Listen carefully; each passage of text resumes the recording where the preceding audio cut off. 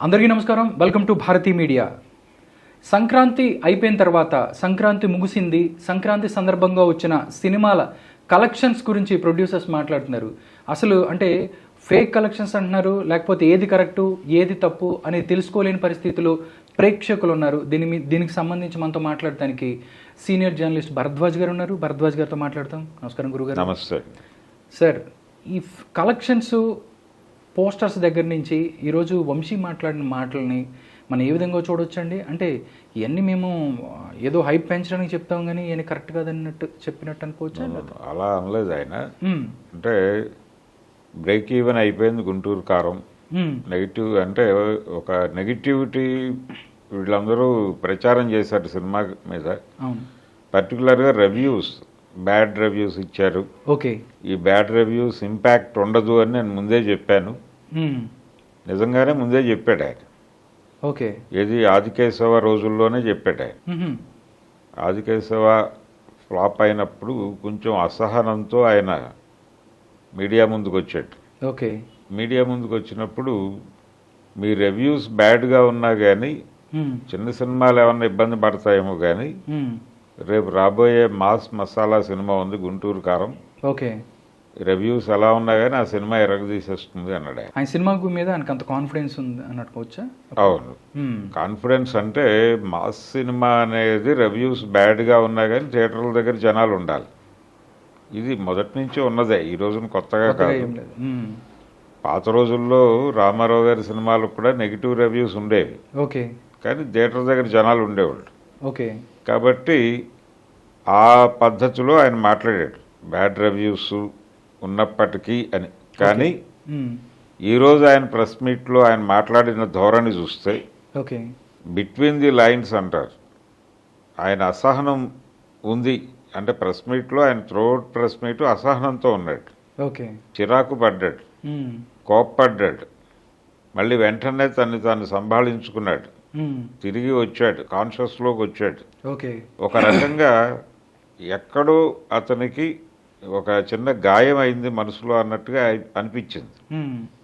అంటే రివ్యూస్ ఆయనకు నచ్చలేదు, అయినప్పటికీ సినిమా హిట్ అయింది అని చెప్పాలనే తాపత్రయం. బయర్స్కి బ్రేక్ ఈవెన్ అయిపోయింది, డబ్బులు వచ్చేసినా నేను హాయిగా పడుకున్నాను అన్నాడు ఆయన. మరి పడుకోకుండా ప్రెస్ మీట్ ఎందుకు పెట్టాడు ఆయన అనేది ప్రశ్న.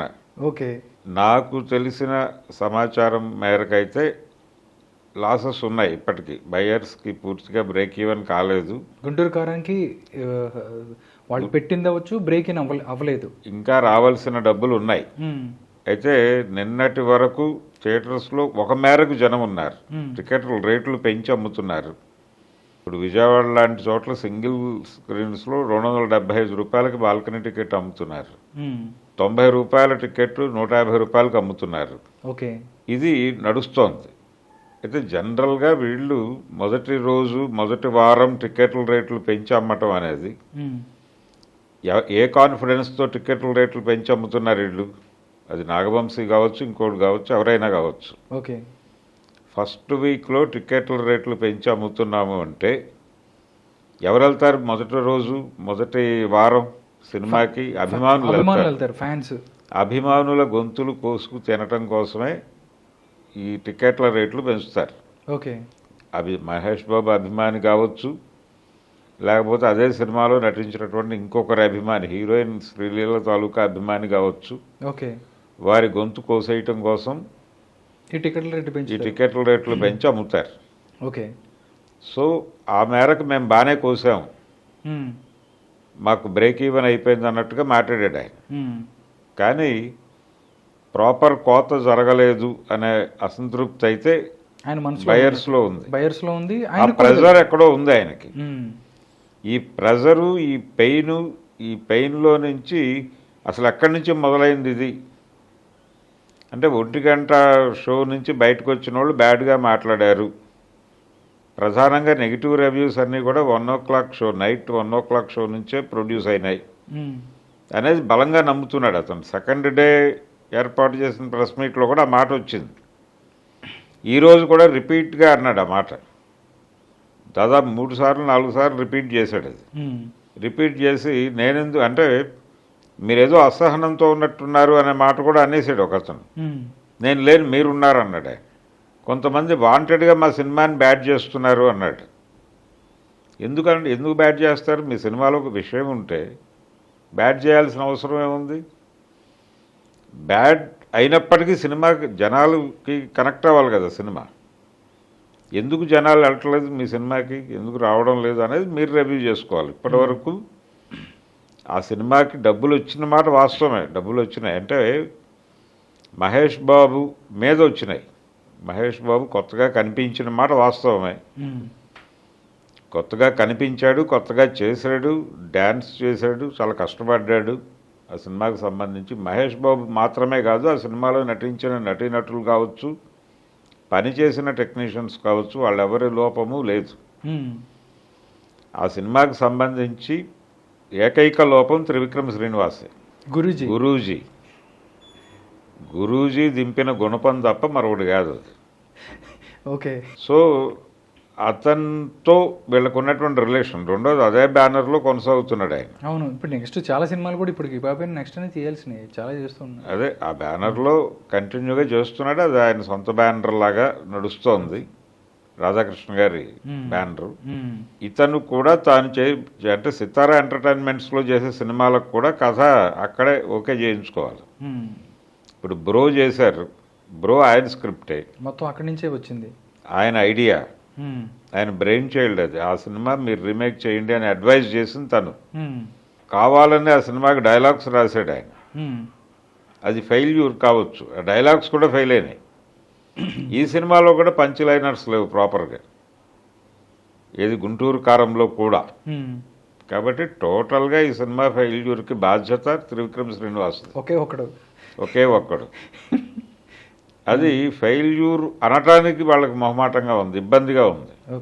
అజ్ఞాతవాసి కూడా ఫెయిల్యూర్ సినిమా అయినప్పటికీ మంచి డబ్బులు కలెక్ట్ చేసింది. అట్లాగే గుంటూరు కారం కూడా ఫెయిల్యూర్ సినిమానే అయినప్పటికీ మంచి డబ్బులు కలెక్ట్ చేసింది. ఇప్పుడు ఆ సినిమా బాలేకపోయినా ఈ లెవెల్లో డబ్బులు కలెక్ట్ చేసింది అది మహేష్ బాబు ఉండటం వలన. ఒకవేళ సినిమా బాగుంటే దాని పరిస్థితి ఏంటి, ఏ లెవెల్కి వెళ్ళుండేది అనేది కూడా ప్రశ్నించుకోగలగాడు. అందుకని ఆ పెయిన్ ఉంది అతనిలో. ఆ పెయిన్ వలన వచ్చిన అసహనంతో ఈరోజు మీడియా, అంటే అసలు మీడియా సమావేశాలు పెట్టకపోవడం మంచిదే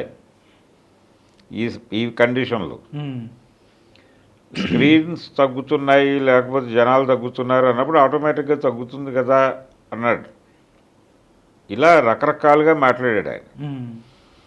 ఈ గందరగోళం అంతా ఎక్కడి నుంచి పుట్టిందంటే ఎక్కడో పెయిన్ ఉంది, అసహనం ఉంది, మనం ఒక అద్భుతమైన ప్రయత్నం చేసాం, అది మిస్ఫైర్ అయింది అనేటువంటి బాధ ఏదో ఆయనలో కనిపించింది. ఆ బాధతో అలా బిహేవ్ చేశాడు తప్ప ఆయనలో ఇతర సమస్యలు ఉన్నాయని అయితే నేను అనుకోవడం లేదు. ఓకే సార్, త్రివిక్రమ్ సినిమా చూసుకుంటే అలా వైకుంఠపురం లాంటి ఒక పెద్ద సూపర్ బ్లాక్ బస్టర్ సినిమా, దాని తర్వాత ఒక ఫ్లాప్, అంటే దాన్ని వాళ్ళు ఒప్పుకోలేకపోయినా ఇది ఫ్లాప్ కిందో లేకపోతే సరిగా విజయం సాధించలేకపోయిందో అనుకోవచ్చు. తర్వాత ప్రాజెక్టుల మీద ఈ ఎఫెక్ట్ ఏమైనా ఉంటుందా? అంటే త్రివిక్రమ్ అంటే అజ్ఞాతవాసి తర్వాత త్రివిక్రమ్కి ఆపోజిట్గా మళ్ళీ అరవింద సమేత లాంటి సినిమా చేసిన తర్వాత కూడా కొంచెం ఇబ్బందులు ఎదుర్కొన్నాడు త్రివిక్రమ్. ఇబ్బంది ఏమో ఎదుర్కోలేదండి. అజ్ఞాతవాసి అయిపోగానే ఇమ్మీడియట్గా అరవింద సమేత మొదలు పెట్టుకున్నాడు. అది హిట్ అయింది, అంతే బయటకు వచ్చేసాడు. ఇప్పుడు ఎన్టీఆర్కి దేవర సినిమాకి సంబంధించి కూడా అదే కదా పోలిక. త్రివిక్రమ్ ఫ్లాప్ ఇచ్చాడు, ఇమ్మీడియట్గా తను ఒక హిట్ ఇచ్చాడు. ఆచార్య కొరటాల శివకు ఒక డిజాస్టర్ వచ్చింది, వెంటనే దేవరతో హిట్ ఇవ్వబోతున్నాడు. ఇది కదా అంటే సెంటిమెంట్కి ఎక్కువ ప్రాధాన్యత ఇచ్చి మాట్లాడుకునేటువంటి సినిమా పరిశ్రమలు ఇలాంటివి వెతుకుతారు.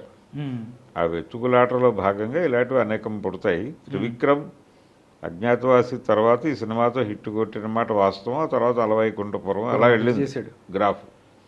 దాని నుంచి వచ్చిన ఇది ఆ హైప్ నుంచి వచ్చిన సినిమా ఇది. ఈ సినిమాని అంటే ప్రేక్షకులని గౌరవించకపోవటం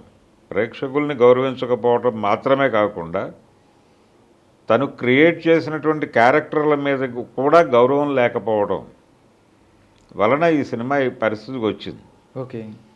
డబ్బులు వచ్చేసినాయి మా సినిమాకి పర్వాలేదు అంటే ఒక మేరకు డబ్బులు వచ్చిన మాట వాస్తవం.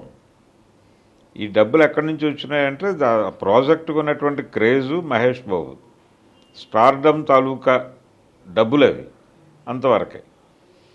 ఒకవేళ నువ్వు సినిమాని ఆడియన్స్కి ఎమోషనల్గా కనెక్ట్ చేయగలిగి ఉంటే అది డెఫినెట్గా నెక్స్ట్ లెవెల్కి వెళ్ళి వెళ్ళుండేది.